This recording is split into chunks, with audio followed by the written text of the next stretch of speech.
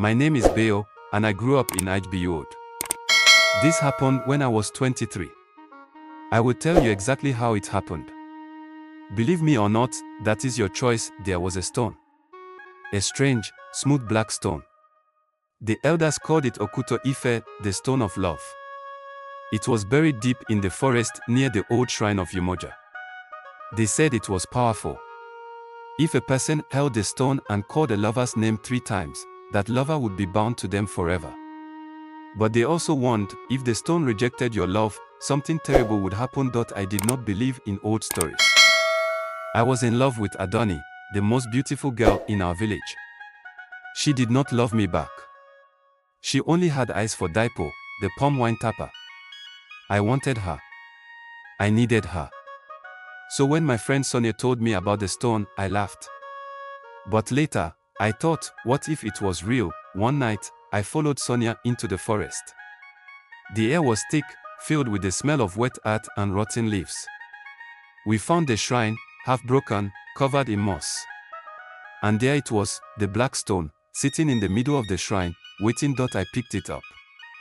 It was warm. It felt like it was breathing in my palm.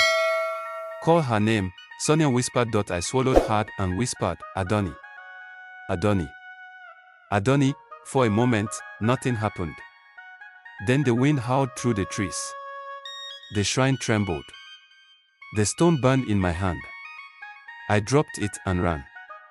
I did not look back. The next day, Adoni smiled at me for the first time.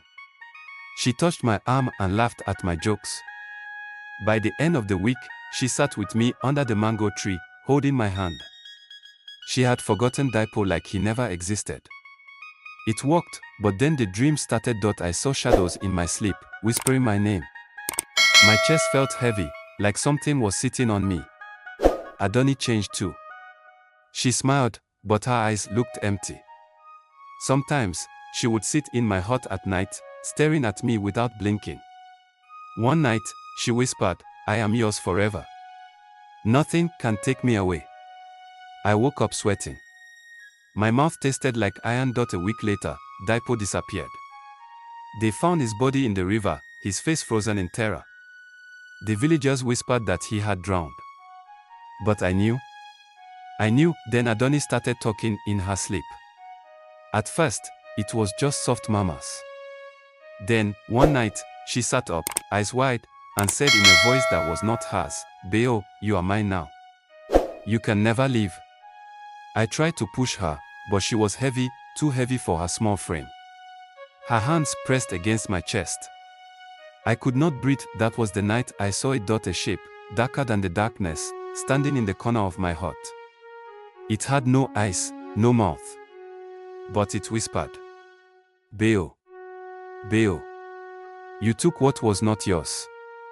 I screamed. The next day, I ran to the shrine. I grabbed the stone and threw it back where I found it. I begged. I cried. I told it I was sorry. The wind howled again, this time softer, like a sigh. That night, Adoni did not come to my hut. The next day, she did not speak to me. By the end of the week, she had forgotten me completely. It was like I had never existed. I was relieved.